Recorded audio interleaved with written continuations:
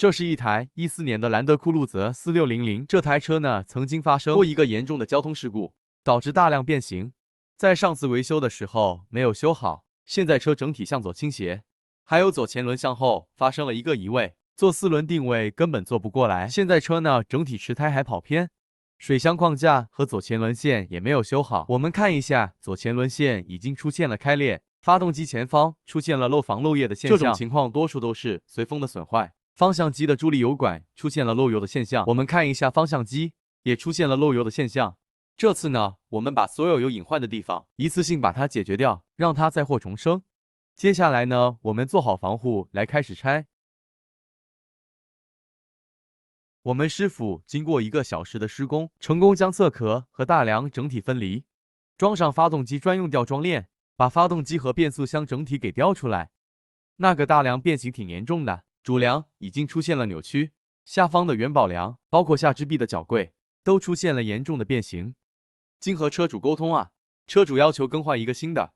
这样呢，保证了一个后期的安全性。发动机油泵漏油，我们安排一个油泵给更换上，完美解决。接下来的时间呢，我们把旧梁上的所有的配件来给导到这个新大梁上面。下支臂螺丝出现了锈蚀的现象，我们用马刀具把它给割下来。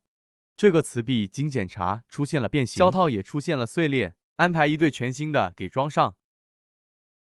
把大梁上的管线、后桥油箱、排气管来我们挪过来给安装上面。漏油的发动机高压油管已经接触了它一个使命，我们安排一个新的，装上发动机专用的吊装链，把发动机和变速箱重新落到大梁上面，把漏水的水泵，还有异响的风扇支架，包括障碍轮来安排新的给装上，把老化的大梁胶套给更换掉，我们将车壳重新落到大梁上面。把昨天受伤的轮线给完美的修复出来，涂上和原厂1:1的指针胶，把 KTSS 调整好，让车辆左右水平处于最佳的状态，把室内定位做到最佳最标准的状态。接下来我们上路试车，一切 OK， 这车回来，我们重新把车架起来，把所有的螺丝复检一遍，最后把车洗得干干净净，玻璃水加满，完美给客户交车。